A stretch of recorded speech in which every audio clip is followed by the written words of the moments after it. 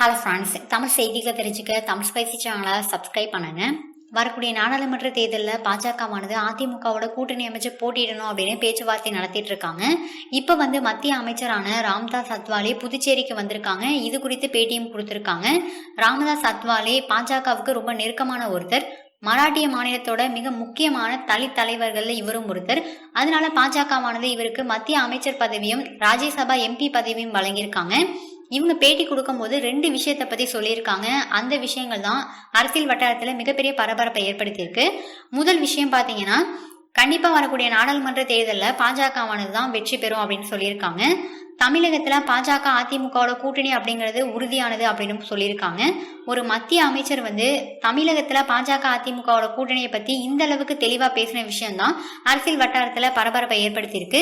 இன்னொரு விஷயம் என்னன்னா, தினகரனும் கூடிய சீக்கிரம் அதிமுகவோட இணைஞ்சிருவாங்க.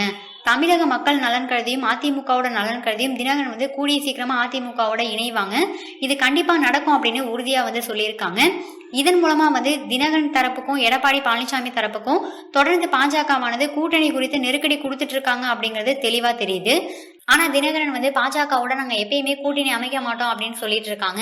இன்னொரு பக்கம் அதிமுகல பாஜகவோட அதிமுக கூட்டணி வைக்க கூடாது அப்படின்னு ஒரு தரப்பினர் எதிர்ப்புகளை தெரிவிச்சிட்டு இருக்காங்க.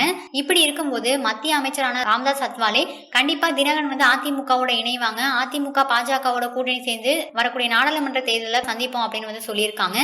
இந்த விஷயம் அரசியல் வட்டாரத்துல குழப்பத்தை ஏற்படுத்தியிருக்கு. இந்த வீடியோ உங்களுக்கு பிடிச்சிருந்தா லைக் பண்ணுங்க, ஷேர் பண்ணுங்க.